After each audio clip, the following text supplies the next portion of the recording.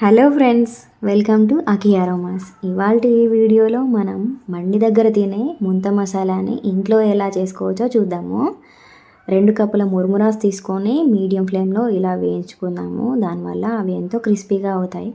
ఆ తర్వాత ఒక మీడియం సైజ్ బౌల్లో కాంప్లెక్స్ తీసుకొని ఇలా వేయించేసి పెట్టుకుందాము. అవి ఎక్కడైనా సూపర్ మార్కెట్లో దొరుకుతాయి, నార్మల్ షాప్లోనైనా దొరుకుతాయి. ఒక పావు కప్పు వేరుశెనగ గుళ్ళని సపరేట్ బౌల్లో తీసుకున్నాను వేయించేసి. ఇప్పుడు ఇలా కలుపుకోవడానికి వీలు ఉండేలాగా కాస్త పెద్ద బౌల్ తీసుకోండి.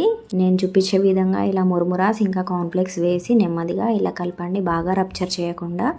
ఇప్పుడు అన్నీ 1 బై 1 యాడ్ చేసుకుందాము. సన్నగా తరిగి పెట్టుకున్న ఉల్లిపాయ ముక్కలు, టమాటా ముక్కలు, అలాగే పచ్చిమిర్చి, వేరుశెనగ గుళ్ళు, 1 టీ స్పూన్ ధనియా powder, 1 teaspoon chaat masala, కారం, ఉప్పు కొంచెం కొంచెం తీసుకుంటున్నానండి టేస్ట్ వైజ్గా, కొంచెం కొత్తిమీర, కొంచెం నిమ్మరసం కలుపుకుంటున్నానండి.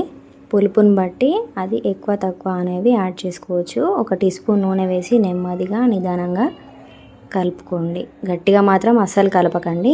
అంతే, మనకెంతో ఇష్టమైన ముంత మసాలా అనేది రెడీ అయిపోయింది.